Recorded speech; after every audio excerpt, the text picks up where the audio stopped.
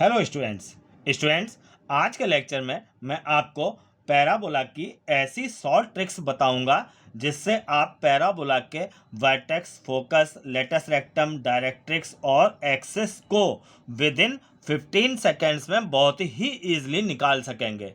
मैं आपको बता दूं कि इस वीडियो में आपको दो बातें नई मिलेंगी।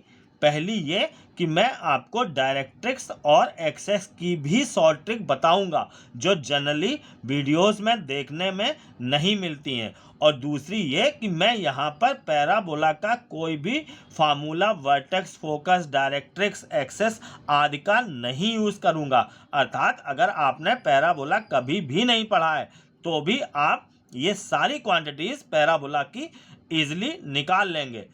तो आइए शुरू करते हैं आज का लेक्चर।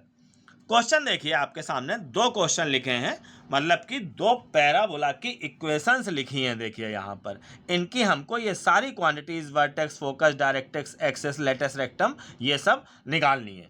तो देखिए सबसे पहले हम आते हैं यहाँ पर लेटस रेक्टम पर।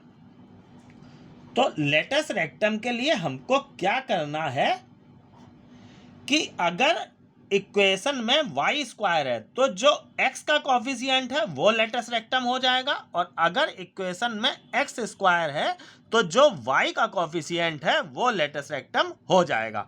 मतलब कि इस इक्वेशन में देखिए y स्क्वायर है तो x का कॉफिशिएंट ये 12 जो है ये लेटस रेक्टम की लेंथ हो जाएगी, और इसमें x स्क्वायर है तो y का कॉफिशिएंट देखिए यहाँ पर 4 है -4, बट पॉजिटिव वैल्यू ली जाएगी, मीन्स कि उसका मॉडुलस लिया जाएगा क्योंकि लेंथ हमेशा पॉजिटिव देनी होती है। तो यहाँ पर जो y का कॉफिशिएंट है वो लेटस रेक्टम की लेंथ हो जाएगी, यानी कि इस पैराबोला के लेटस रेक्टम की लेंथ 4 यूनिट आ जाएगी। तो लेटस रेक्टम आप समझ गए होंगे। तो यहाँ पर देखिए लेटस रेक्टम 4a, फिलहाल इसके लिए हमें फार्मूले की जरूरत नहीं है लेकिन मैं 4a लिख देता हूँ। यहाँ पर 4a जो है वो यहाँ पर x का कॉफिशिएंट हो जाएगा इक्वल टू 12। तो लेटस रेक्टम की लेंथ आ गई। इसी से मैं a की वैल्यू लिख देता हूं, तो a की वैल्यू देखिए यहां पर 3 आ जाएगी। अब हम आते हैं वर्टेक्स पे। तो वर्टेक्स के लिए हमको देखिए क्या करना है। यहां पर अगर y में स्क्वायर में इक्वेशन है तो हम विद रिस्पेक्ट टू y यहाँ पर डिफरेंशिएट करेंगे, ट्रीटिंग x एज कांस्टेंट। ऐसे ही अगर यहाँ पर x में स्क्वायर है तो हम x के रिस्पेक्ट में डिफरेंशिएट करेंगे y को कांस्टेंट मानते हुए। तो देखिए क्या होता है, यहाँ पर इसको हम डिफरेंशिएट करेंगे विद रिस्पेक्ट टू y और ट्रीटिंग x एज कांस्टेंट, ये भी बात आपको ध्यान देनी है। तो यहां पर इसको डिफरेंशिएट करते हैं, y स्क्वायर का 2y हो जाएगा, 12x का 0 हो जाएगा, x को कांस्टेंट ट्रीट किया जा रहा है, 2y का ये 2 हो जाएगा और 23 का भी 0 हो जाएगा। तो कुल मिला के इस तरीके से हमको y की वैल्यू प्राप्त हो जाएगी, y इक्वल टू -1, ये हमको मिल जाएगा। अब हम ये y की वैल्यू इस इक्वेशन में रिप्लेस कर देंगे तो हमको x की वैल्यू मिल जाएगी। देखिए बाई गिवन इक्वेशन, इसमें हम y की वैल्यू -1 रख देते हैं तो ये 1 हो जाएगा, प्लस का 12x, यहाँ पर ये y की वैल्यू -1 रखी तो माइनस का 2 माइनस का 23 इक्वल टू 0। इससे हम x की वैल्यू निकाल लेंगे तो x की वैल्यू 2 आ जाएगी। तो फाइनली अब वर्टेक्स हमारा जो है x की वैल्यू हो गई 2 और y की वैल्यू हो गई -1। तो हमारा वर्टेक्स आ गया। अब हम आते हैं फोकस पे। इससे पहले मैं आपको बता दूं, देखिए लेटस रेक्टम आ चुका है, वर्टेक्स आ गया, और ये जो डिफरेंशिएट करने पे हमको y की वैल्यू मिली है, तो जो भी लिखा हुआ हमको ये इस तरीके से मिल रहा है, y की वैल्यू तो -1 है यहाँ पे, बट ये जो भी पूरा लिखा हुआ मिल रहा है y इक्वल टू -1, यही हमारी एक्सेस की इक्वेशन होगी। उसके लिए हमें अलग से कुछ करना ही नहीं है। यहाँ पर ये y इक्वल टू -1 जो है वो इस पैराबोला के एक्सेस की इक्वेशन होगी। ऐसे ही इसको जो हम with respect to x differentiate करेंगे तो x इक्वल टू 1 2 3 कुछ लिखा हुआ मिलेगा, तो वही एक्सेस की इक्वेशन हो जाएगी। तो एक्सेस के लिए तो हमको अब कुछ करना ही नहीं है, एक्सेस भी हमारा आ गया। अब हम आते हैं फोकस पर। तो फोकस के लिए हम देखिए अब करेंगे क्या कि दो चीजें होती हैं, एब्सेसा और ऑर्डिनेट। तो देखिए यहाँ पे डिफरेंशिएट करके जो हमको वैल्यू मिली है वो ऑर्डिनेट की मिली है, तो वो अब हमारी वैसी ही रहेगी, उसमें कोई भी चेंजिंग नहीं आनी है। देखिए डिफरेंशिएट करके y इक्वल टू -1 मिला था, वही यहाँ पर इसका भी ऑर्डिनेट हो जाएगा जो वर्टेक्स का है। तो अब हमें केवल एब्सेसा का देखना है कि क्या होगा। तो जो वर्टेक्स का एब्सेसा है इसमें हम सबट्रैक्ट कर देंगे ये ए, जो हमने ए निकाला था, बस इतना काम करना है। एक बार फिर से आप देखिए, जो वर्टेक्स का ऑर्डिनेट है वही फोकस का ऑर्डिनेट होगा, और फोकस के एब्सेसा के लिए हम करेंगे क्या कि जो वर्टेक्स का एब्सेसा होगा उसमें से ए सबट्रैक्ट कर देंगे।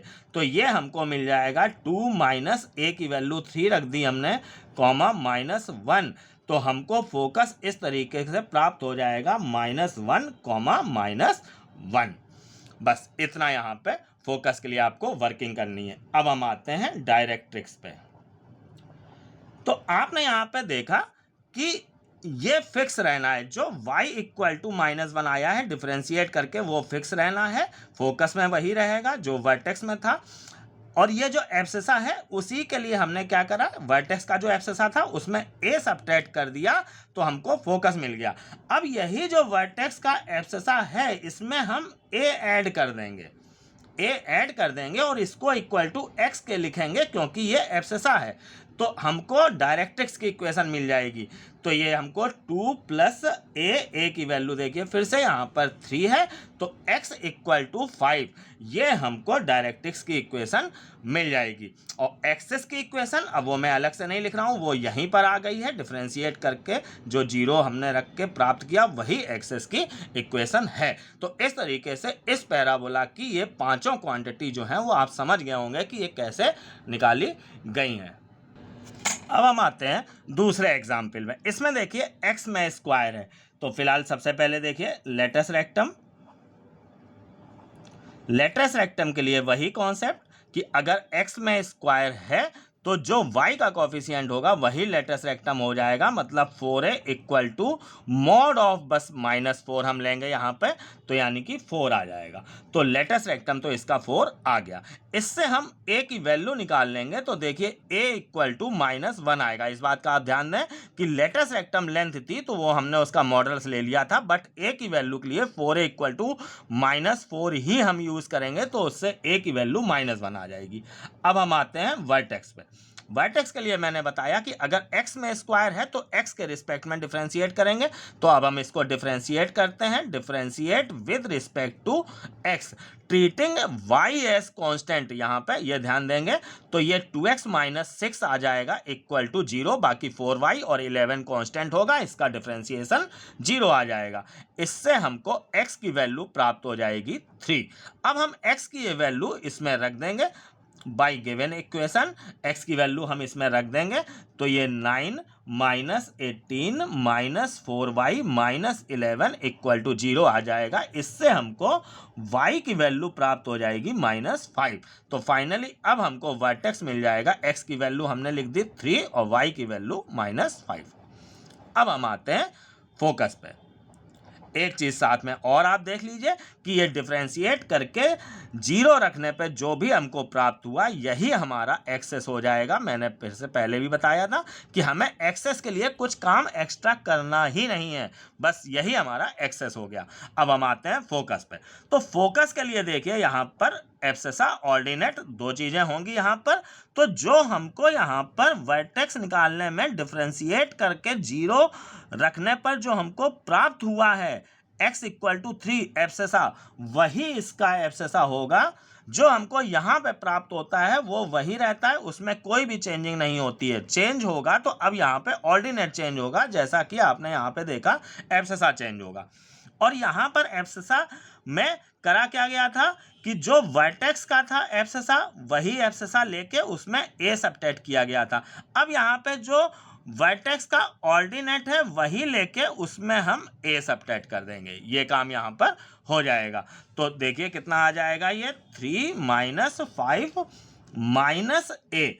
अब यहाँ पर ए जो है वो देखिए -1 है, तो ये माइनस माइनस +1 हो जाएगा, तो कुल मिला के 3, -4 ये इसका फोकस प्राप्त हो जाएगा। अब हम आते हैं डायरेक्ट्रिक्स पे। डायरेक्ट्रिक्स के लिए देखिए यहाँ पर मैंने क्या बताया, एक बार फिर से आप ध्यान दीजिए कि जो हमको यहाँ पे x = 3 प्राप्त हुआ है वो अब यहाँ पर फिक्स हो गया, उसको चेंज नहीं करना है। चेंज होगा तो यहाँ पर ऑर्डिनेट चेंज होगा, जैसे यहाँ पर f से साथ चेंज हुआ था। तो जो हमको प्राप्त हो रहा है डिफरेंशिएट करके 0 रखने पे, वो चेंज नहीं होगा, ये बात आपको ध्यान रखनी है। अब हम आते हैं डायरेक्ट्रिक्स पे। तो चेंज यहाँ पे क्या नहीं होगा, आप समझ गए होंगे, x चेंज नहीं होगा, y चेंज होगा। तो ये जो -5 है इसमें a सब्ट्रैक्ट करके ऑर्डिनेट प्राप्त किया गया था फोकस का। अब हमें डायरेक्ट्रिक्स की इक्वेशन निकालनी है, तो इसी ऑर्डिनेट में जो हमको यहाँ पर -5 मिला है, इससे हम a ऐड कर देंगे। जैसे इसमें a सब्ट्रैक्ट किया, इसमें a ऐड करेंगे, सेम वही कॉन्सेप्ट जो इधर हुआ था। तो माइनस ये आ जाएगा 5 प्लस a आ जाएगा, और इसको हम रखेंगे इक्वल टू y के, क्योंकि ये ऑर्डिनेट है। यहाँ पर हमने इक्वल टू x रखा था, बस यही अंतर थोड़ा सा है जो इन दो तरह के पैराबोलाज में है। तो यहाँ पर देखिए -5 और प्लस a, लेकिन a जो है वो -1 है, तो ये माइनस ले लेंगे। तो इस तरीके से y = -6 हमारा डायरेक्ट्रिक्स आ जाएगी।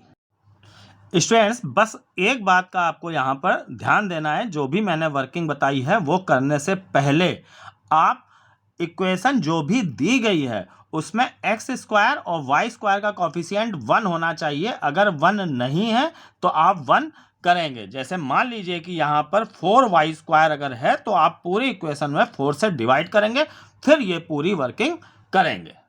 तो स्टूडेंट्स, अब आप इन दो क्वेश्चन से पैराबोला की सारी क्वांटिटीज निकालना समझ चुके होंगे। अगर आपको वीडियो पसंद आया हो तो इसको लाइक कीजिए, अपने फ्रेंड्स को शेयर जरूर कीजिए, और मेरे चैनल को सब्सक्राइब जरूर कीजिए, ताकि ऐसे नॉलेजफुल और अच्छे वीडियोस आपको प्राप्त होते रहें। Thank you.